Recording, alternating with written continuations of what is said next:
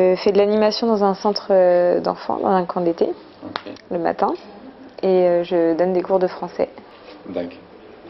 Et c'est quoi, c'est des étudiants, des petits? C'est plutôt des enfants. Okay. On a le maximum au niveau de l'âge, c'est 15 ans, je pense. D'accord. Et pardon, ça fait combien de temps en fait que tu es là? Ça fait 2 semaines et demie. En France, je suis enseignante et je dirige des colos, des séjours pendant les vacances de toutes les tranches d'âge. Donc j'avais envie de faire, de servir à quelque chose aussi en termes d'animation. Et en fait, les camps d'été, ce qu'on appelle camps d'été ici, c'est vraiment le même principe que les centres de loisirs en France en fait. Donc c'est pour occuper les enfants dans leur journée pendant leurs vacances scolaires. Et voilà, après l'animation ne se fait pas du tout de la même manière.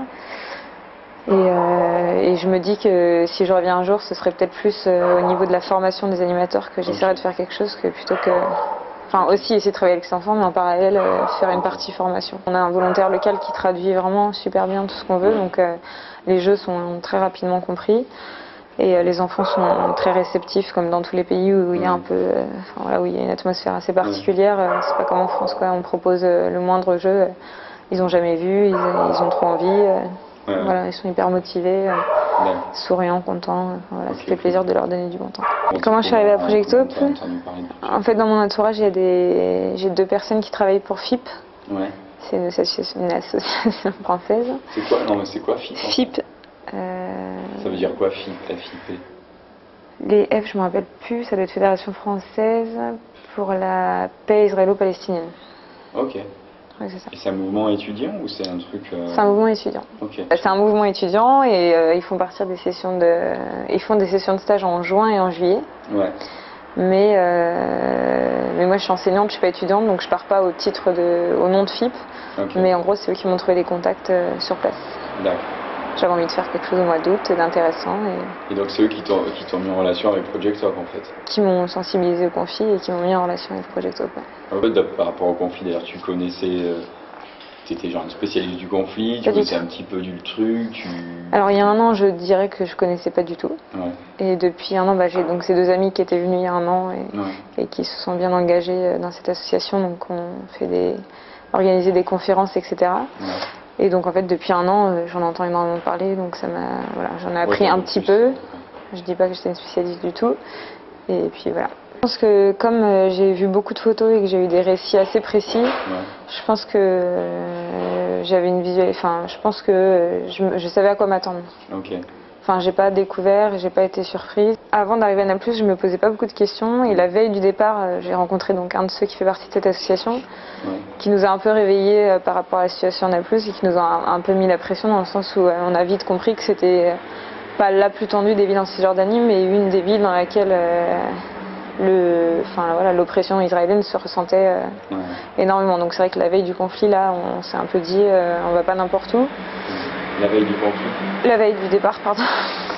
J'ai dit la veille du conflit. La veille du départ, et on s'est un peu rendu compte en fait. Si je prends la grande majorité des journées, les journées sont quand même assez calmes et les gens vivent comme tout le monde, quoi. Voilà. Après, c'est vrai qu'on est arrivé le premier jour, il y a eu le kidnapping d'un mec du Hamas, donc on est resté enfermé au Project Hope, donc ça faisait une petite entrée en matière. Voilà, et puis après on a eu aussi la petite incursion dans notre rue une nuit. Après il y a des moments où c'est tendu, quand on va dans la vieille ville on sent que c'est tendu. Ce que je sens c'est la différence de droit entre les femmes et les hommes. Ouais. Ce qui me choque plus que à la limite l'habillement. L'habillement, c'est comme ça. Je dis pas qu'elles sont toutes pour, je pense loin de là. Mais c'est comme ça et c'est pas autrement. Après, tout ce qui est activité physique et sportive, c'est réservé aux hommes. Des trucs, du b.a.-ba. Il y a plein de choses. Les femmes, c'est même pas imaginable qu'elles puissent en faire ou quoi. Je sais pas, moi j'ai fait un foot avec les jeunes au camp d'été. Genre tout le monde se demandait ce qui se passait, quoi. Voilà, après l'oppression, non. De toute façon on est habillé manches longues, pantalon, c'est comme ça et c'est pas autrement. Avant de venir, ça me frustrait énormément. C'était une idée à laquelle je voulais pas me faire et puis finalement tu te rends vite compte que c'est comme ça, quoi. Je pars dans 1 semaine. Et tu te prépares à ton départ déjà, genre psychologiquement? Disons que là on commence à voir des gens partir, donc déjà on commence à sentir la fin. Je me prépare à mon retour. J'ai déjà vécu un retour un peu d'un séjour comme ça ailleurs.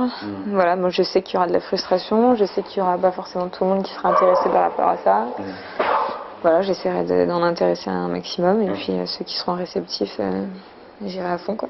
Oui, j'ai envie de faire un truc, j'ai envie de... En fait, j'étais en contact avec un professeur palestinien, qui est un professeur palestinien qui apprend le français dans des collèges palestiniens. Mais où exactement? En fait, c'est Hakim qui m'a donné son contact. Okay. Donc j'ai pu le rencontrer. Il m'a donné le numéro de la conseillère pédagogique et de l'inspectrice des profs de français à Naplouse. Et donc ce que j'aimerais bien faire, c'est faire un projet d'échange avec ma future classe de l'année prochaine, ou voire des années d'après si l'année prochaine j'ai des enfants qui ne sont pas dans la tranche d'âge adapté. J'imagine déjà une correspondance, j'imagine peut-être l'écriture d'un livre en France avec mes élèves, l'écriture d'un livre ici avec des élèves palestiniens, des échanges de dessins, de ce qu'ils ont envie de montrer dans leur vie quotidienne, etc. pour que chacun voit un peu la vie des autres. Ça reste plutôt basique pour l'instant.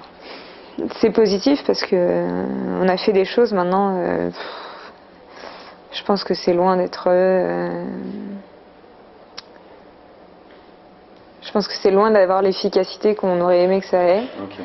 Je pense que voilà, on a fait quelque chose, mais est-ce que maintenant est-ce que ça les a plus aidés eux ou aidés soi-même d'avoir fait un voyage de volontariat Enfin voilà, le volontariat c'est aussi une grande part d'égoïsme, je pense. Donc voilà, j'espère que voilà, on a pu.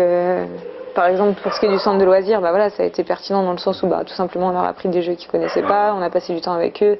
Les cours de français, je pense pas que ce soit... Voilà, ils en ont à l'école et je pense que c'est plus pertinent que là parce que ça tourne tout le temps et qu'ils ont des profs différents toutes les semaines. Voilà, je pense que j'ai plus appris que fait quelque chose pour aider.